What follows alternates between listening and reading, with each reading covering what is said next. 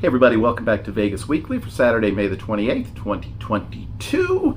We have, I think, an interesting show for you today. It's called Blind Spots, and you'll see what I mean when I start talking about that here in a few minutes. Did want to thank everybody who's participated in this very long week at Vegas Tips and Tricks headquarters. We did our podcast on Monday. Had several people have downloaded that, taken a look at that. And in addition to our regular Tuesday and Thursday shows, we did our live stream on Wednesday. An event that one of my group moderators referred to as a love-in, and I guess it was. That's okay. So if you want to check that, I actually watched it. If you want to see me literally spit out a piece of food and throw it across the room, you'll want to check that out.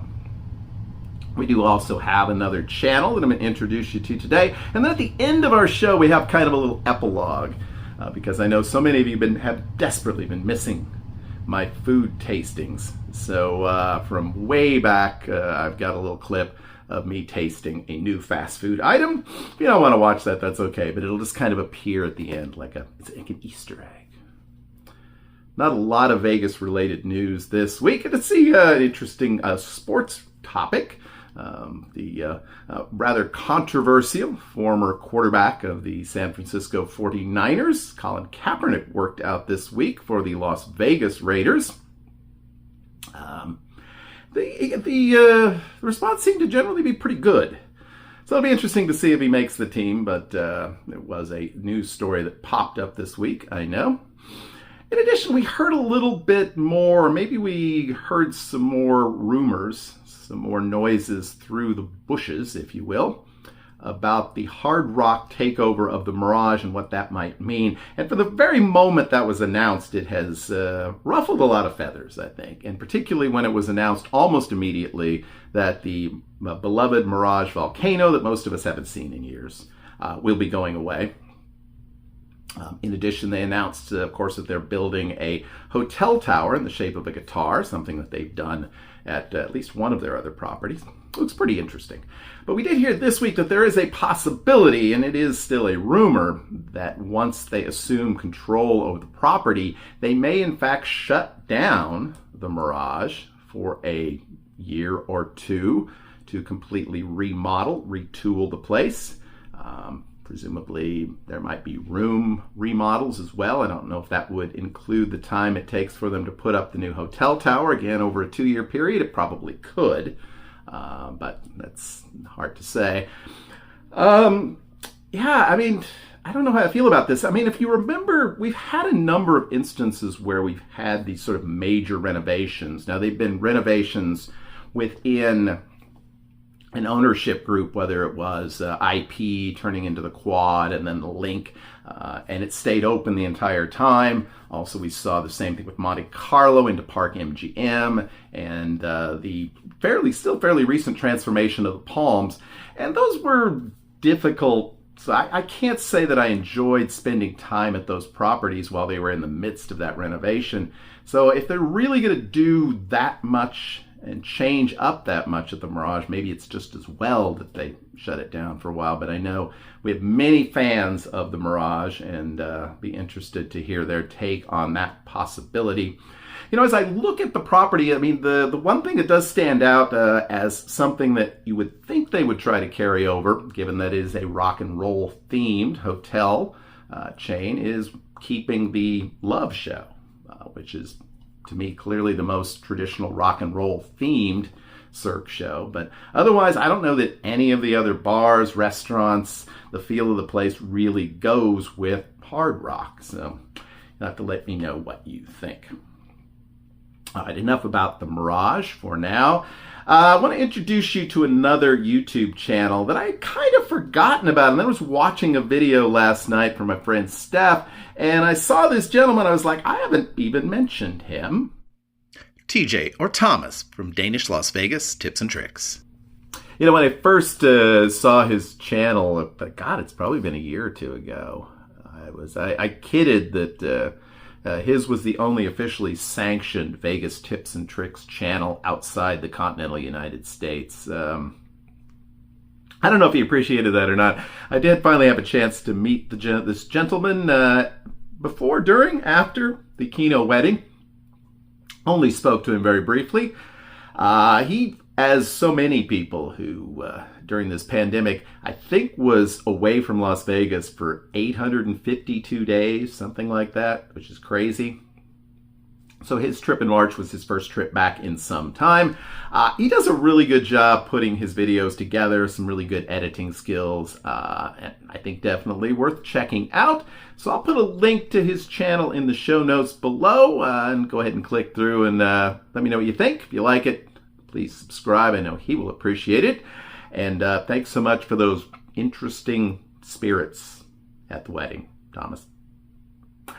Okay, so our theme for today's show is called Blind Spots. And I got this idea because I was thinking about some folks that I've talked to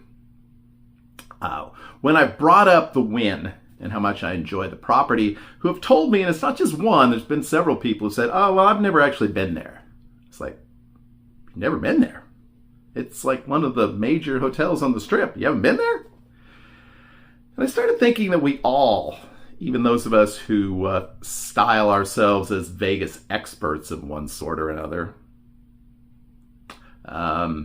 people who claim to know a lot about Vegas, we all have blind spots. Maybe we haven't spent much time downtown. Maybe we haven't spent much time off the Strip. Maybe there are properties that we haven't visited or spent any time at. So I thought to myself, today I would go ahead and count down my top 5 Vegas blind spots. Some of them may surprise you, maybe not, but we're going to go ahead and start it out at number 5. We're going to go from 5 to 1 because that's how you do it, top 5. So at number 5 is the South Strip. And I have begun to rectify my South Strip issues. I've stayed at Luxor, I've stayed at New York for a couple of days on this last trip. But outside of New York, that whole intersection of Tropicana and Las Vegas Boulevard, I've never spent one night at Tropicana, Excalibur, or MGM Grand. And until this last trip, I hadn't spent a night at New York. Of all those properties, the only one I've really spent any significant time at is New York. And as I say, until recently, I hadn't really spent much time at Luxor. I had stayed at Delano a couple of times, but that's kind of even further south. So I really don't know a lot about these properties. I haven't eaten there. I haven't gambled there much. So I don't know. I feel like in order to really understand Vegas and understand the Strip, I need to spend a little more time down there. I do plan to stay at those properties, at least MGM and Excalibur, because I do have room offers there. So maybe I'll check one of those out on my next trip. I don't know. I've never been a huge fan, but sometimes you get a whole different perspective when you actually stay there. At number 4, Las Vegas pools. Yeah, I'm not a pool guy. I mean, I don't know if you can tell by my pale skin, but I generally don't do well in bright sunlight. I don't know how to swim, which I know is, other than maybe 2 or 3 Vegas pools, is not a big deal. I have walked around a number of Vegas pools. I think I even did it with you all a couple of times. And I've seen a lot of videos. I know the pools that are really nice. You know, you got the beach at Mandalay, you got the lazy river at MGM, you have this tropical setting up at the Mirage. You have these massive pools at places like Caesars and Bellagio and Venetian.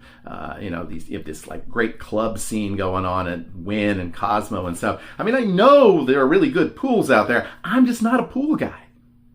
And so I will never be able to really bring you that full sort of pool experience like some folks I know. My buddy Ace loves the pools. Even Mark loves to go to the pool. TVP, Tim at Vegas Paradise, pool guy. There's a lot of pool guys out there. I'm not a pool guy. So it's definitely kind of a blind spot for me. Number 3 is going to be Las Vegas clubs. This kind of goes along with the pool thing a little bit because there's that overlap. You have a lot of these day clubs, these sort of fancy pool scenes. Years ago, and I mentioned this in my podcast on Monday, when I was out in Vegas, a friend of mine and I went to a club of sorts. It was called The Beach at the time. It was kind of fun, but it really wasn't a particularly sort of big time, sort of elite nightclub. I mean, I have been to sort of upscale clubs, but they were sort of, like gentlemen's clubs, so it's kind of a little different than going to Marquee or something like that. I did go to the Ghost Bar once, had a couple of drinks, felt awkward the entire time and left, but it was a really nice view. I'm not a club guy. Just got to go out there and say it. I'm not a club guy. Once again, I know people who are.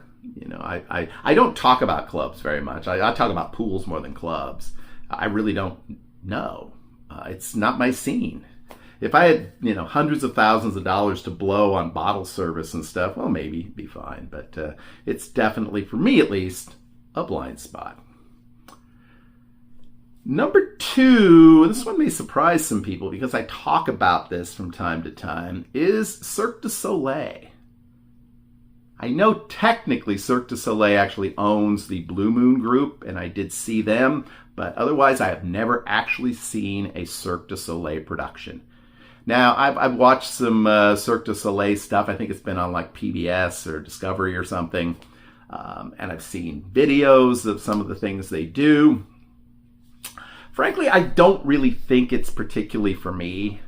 I hear Mystere is kind of fun and entertaining, and I almost bought a ticket to that once. I think I'd enjoy Love. I think I'd probably enjoy the Michael Jackson one just because of the music.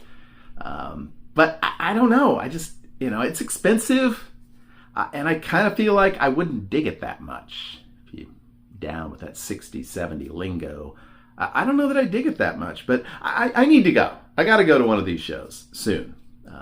It is interesting, though, because over the last decade or so, the shine has kind of come off Cirque du Soleil. For a time there, it was like everything they touched turned to gold. They've actually had a lot of their... shows that have not been successful. They have a new one that's just starting out at New York, New York. We'll see how that goes. But they've been on kind of a losing streak, so we'll see what happens. But certainly it's a huge, prominent part of Las Vegas, and it's a blind spot. All right, number 1 blind spot for me in Las Vegas is the Venetian and the Palazzo. And it's not that I've never spent any time there. I've spent a little bit of time there gambling. I've eaten there, grabbed something quick a couple of times, got something at, what's that? Yeah, whatever that restaurant is that's open all the time. But I've never stayed there. And I just, I've not spent a lot of time playing there. And I feel like I don't really know it. And it's a huge property. MGM Grand's a huge property. I haven't stayed there either, but it feels like Venetian is kind of part of the mythology of Las Vegas. There is that whole, Venice theme. And I've not been there, and the rooms look amazing. I love the lobby, the whole entrance area. I mean, it's a beautiful place.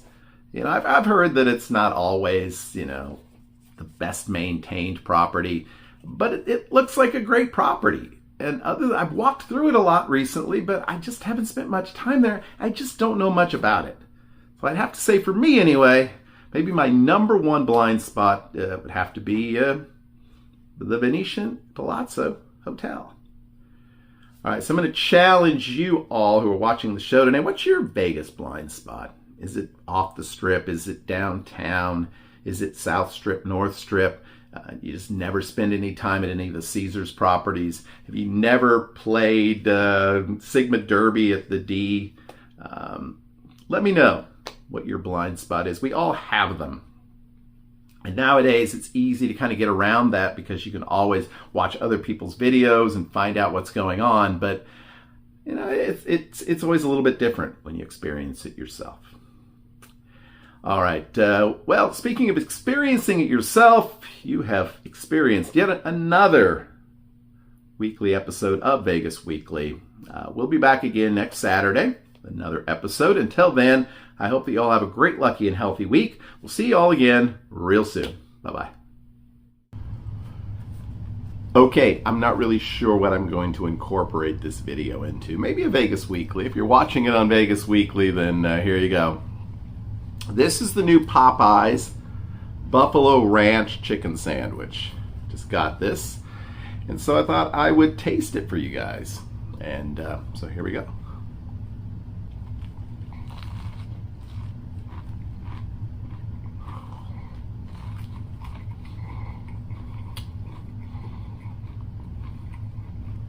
Okay, so the sandwich has kind of what looks like a buffalo sauce of sorts underneath it.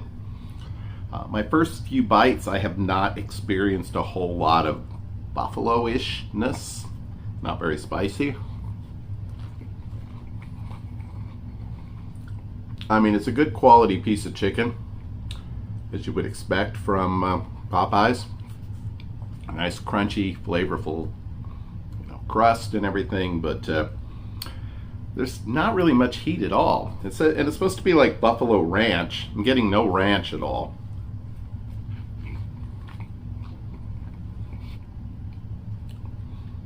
Yeah, I mean, it's good. It's fine.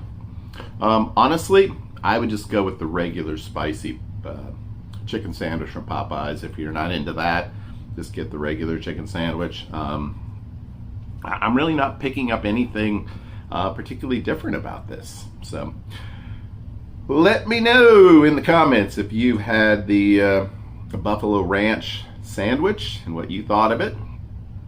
Again, solid, tasty, just not spectacular. There you go.